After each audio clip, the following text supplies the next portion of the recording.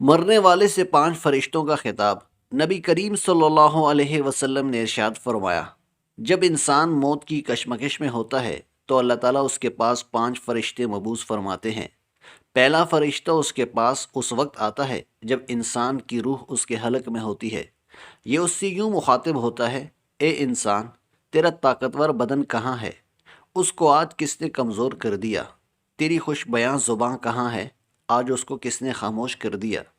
تیرے گھر بار اور رشتے والے کہاں ہیں؟ آج ان سے کس چیز نے تجھے وحشت زدہ کر دیا ہے؟ اور دوسرا فرشتہ اس کے پاس اس وقت آتا ہے جب اس کی روح قبض ہو چکی ہوتی ہے اور کفن ڈالا جا چکا ہوتا ہے۔ یہ اس کو آواز دے کر کہتا ہے، اے انسان، وہ کہاں ہے جس کو تو نے دولت سے فقیری کے لیے تیار کیا؟ وہ کہاں ہے جو تو نے ویرانے سے آبادی کے لیے تیار کیا؟ وہ کہاں ہے جو تو نے انس سے وحشت کے لیے تیار کیا؟ تیسرا فرشتہ اس کے پاس اس وقت آتا ہے جب اس کا جنازہ کندھوں پر اٹھایا جاتا ہے۔ یہ اس کو پکار کر کہتا ہے، اے انسان، آج تو نے بہت دور کا سفر کرنا ہے، اتنا طویل سفر تو نے کبھی نہیں کیا۔ آج تو ایسی قوم سے ملاقات کرے گا جس سے تو نے کبھی ملاقات نہیں کی۔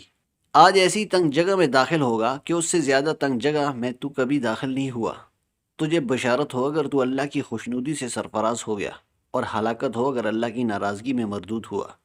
اس کے پاس چوتھا فرشتہ اس وقت آتا ہے جب اس کو قبر میں رکھا جاتا ہے۔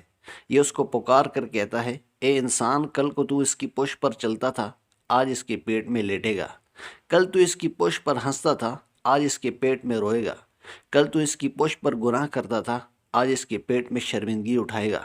پانچواں فرشتہ اس کے پاس اس وقت آتا ہے جب میت کی مٹی برابر کی جا چکی ہوتی ہے اور گھر والے، رشتہ دار اور دوست واپس جا چکے ہوتے ہیں۔ یہ پکار کر کہتا ہے، اے انسان، تجھے انہوں نے دفن کر دیا اور چھوڑ گئے۔ اگر یہ تیرے پاس قیام بھی کرتے تب بھی تجھے کوئی نفع نہ پہنچا سکتے تھے۔ تو نے مال جمع کیا اور دوسروں کے لیے چھوڑ آیا۔ آج یا تو جنت کے اونچے درجہ میں منتقل ہوگا یا جلتی ہوئی آگ میں۔ اللہ تعالیٰ اپنی حفظ و امان میں رکھے۔